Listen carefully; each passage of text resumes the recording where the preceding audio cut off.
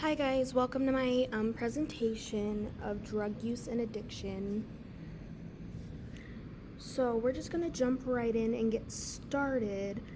If we think about drug use and addiction, sometimes we think about scary drug dealers from movies, or we might think of TV shows like Shameless, Euphoria, and Breaking Bad, but drugs actually date back to the early BCE area.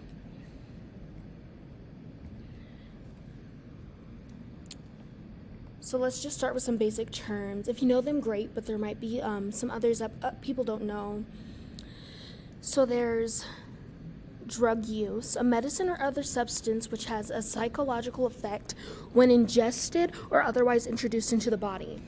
Cocaine, an addictive drug derived from cocoa or prepared synthetically used as an illegal stimulant and sometimes medicinally as a local anesthetic.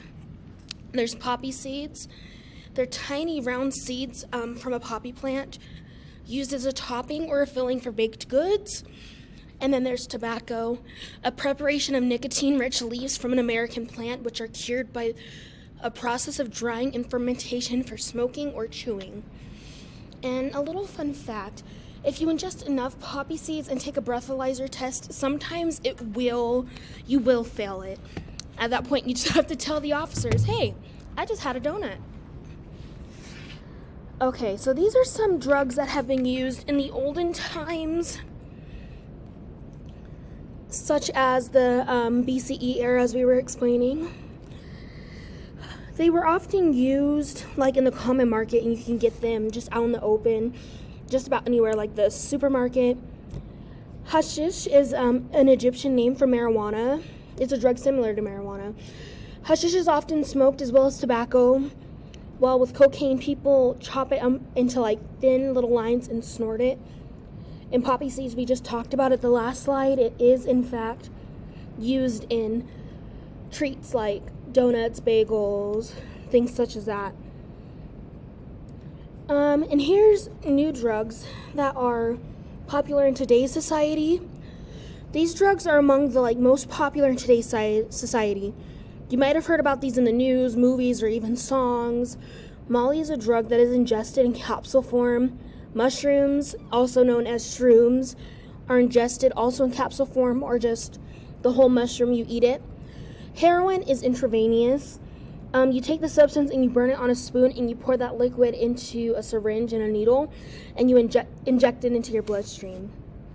So people might think, why would we even use this stuff?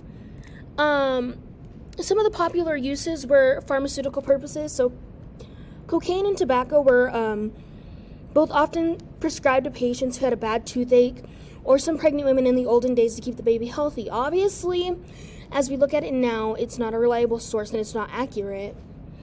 Cocaine for the toothache was prescribed topically over the affected area that hurt. Medical marijuana, is sometimes found in drops or tablets, and it can help calming seizures and other medical things. As well as pharmaceutical, there is a use for drugs in a recreational form. I don't suggest doing it in recreational form, but you do you, boo-boo, as my mom says. So let's look at some side effects and addiction. Again, we're going to go over some basic terminology. Addiction, the fact or condition of being addicted to a particular substance, thing, or activity. So if I say, oh, I'm addicted to TikTok, that means I really can't go a day without watching TikTok. That's a real thing for me and most others in my age range. Withdrawal is a combination of physical and mental effects that a person experiences after they stop using or reduce their intake of a substance, such as alcohol and prescription or recreational drugs. So here are some pictures of before and after of people who are addicted and what it does to your looks. As you can see, some people reported who were previously addicted that they feel like little tiny bugs are crawling in their skin. So that's why there's so many scars on their faces, because they keep picking and picking and picking because they think there's little bugs in their skin. So let's take a look at some of the withdrawal symptoms. For cocaine, you're going to have difficulty concentrating.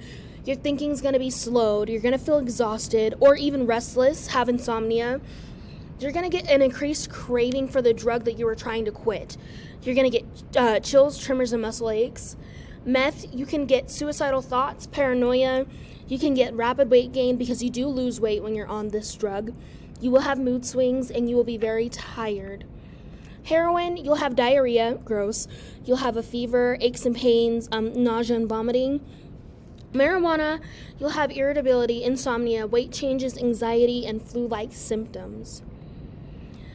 So here's a small video that I found on YouTube, and you can decide for yourself if media is pushing drug use.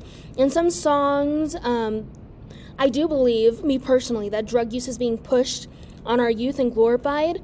Kids don't know the consequences of doing stuff like this, but they do know that their favorite rapper or country star or whoever is talking about it. So now they want to try it without knowing the consequences.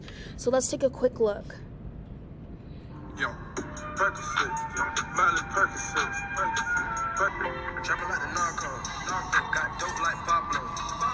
Switchblades, cocaine, got point clank, This is the music of the new generation, with the main audience of these musicians being teenagers. How do everyday teens feel about drug references in music? Would you say that songs in the media today glorify drugs? Yes, I would say that songs today do glorify drugs. Yes. Definitely, I would. Okay, can you name a couple songs, one or two, that do that? Pretty much every song by Fun. Broccoli by Drea. I Can't Feel My Face by The Weeknd. Artists like X or Future. Would you say that listening to these songs, does it have an effect on you or on teens in general? I would say that it's led teens to believe that drugs are not as bad as, what adults say or what science says. Because everybody listens to music nowadays, and I feel like that we all look up to celebrities, and if they are condoning drugs and if they're singing about it all the time and we're listening to the music, then I feel like it could get into the teenagers' minds that it's okay for them to do it. I think that these songs kind of make it seem like that's what's cool to do, or that's what people should be doing, or that it doesn't have any kind of consequence in your life. Researchers say that music does not cause teens to partake in these activities, but it can influence them to do so.